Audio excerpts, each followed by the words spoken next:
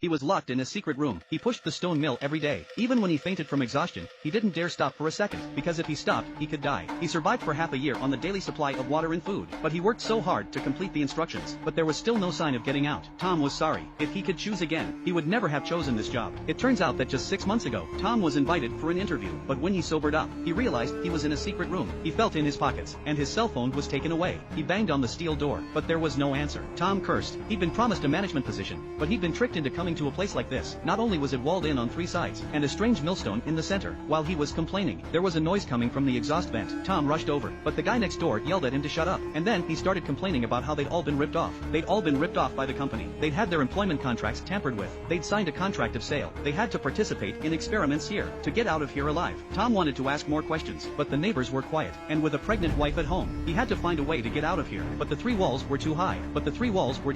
He was at his wit's end. Someone whistled outside the door, and bread and water were thrown through the post. Tom held out his right hand and begged for help, but instead of helping, he stabbed Tom through the palm of his hand. He was so angry, he continued to curse, and he stayed up till nightfall. He was just about to get something to eat, but then there were screams all around him. "You're fired." The screams became a panic. Tom was cowering in a corner, covering his ears. He couldn't think straight. He managed to last the night. The next morning, the whistles started up again, but this time, there were no supplies. Instead, a man's voice told him to take care of his hygiene, and to throw the garbage into the transport tunnel. Tom held his nose. He held his nose and threw it in, but then he noticed a few hairs growing out of the ground next to him. Tom pulled them out. He pulled out half a skeleton. Tom was scared out of his wits. He asked his neighbor about it, but the neighbor replied gently, "That's the employee who was fired." Tom was terrified, but was convinced that the company would never do anything wrong. The neighbor laughed at him for being locked up all day, and still refused to accept the reality of his situation. And then, out of nowhere, a vision appeared on the wall, with a cold voice reminding Tom that he was now a full-time employee, and he had to start working all day like everyone else. It was very simple. Between the hours of 6 a.m. and 10 p.m., you have to keep pushing the mill. You get a point for each revolution. When you reach the number on the wall, you've completed your work for the day. But the company encourages overfulfillment. The company has developed an elimination mechanism. The least efficient employee will be fired that night, driven by the desire to survive. Tom rushed to work. The heavy stone mill was pushed slowly, and he went round and round like a mule. Finally, at 10 p.m., he had doubled his quota. The system congratulated him. Tom was too tired to talk. In the night, there were screams from outside. Tom just covered his ears. After a long day of heavy lifting, all he wanted to do was to get a good night's sleep. After all, he was a new employee. Sooner or later, he had to get used to the brutal system. The next morning, before starting work, Tom asked for advice from next door. Since everyone is able to exceed their quotas, what was the point of having quotas? But the neighbor replied sternly, "They're competitors now, and they shouldn't discuss it in private, because if someone knows about the quota, someone else might intentionally overtake you, and there's no need to talk about what happens to last place." Tom understands all of this. That's why he pushed so hard. With the advantages he was born with, and he missed his pregnant wife. In just 2 days of work, he scored a 150, but he didn't want to be called off after such a high score.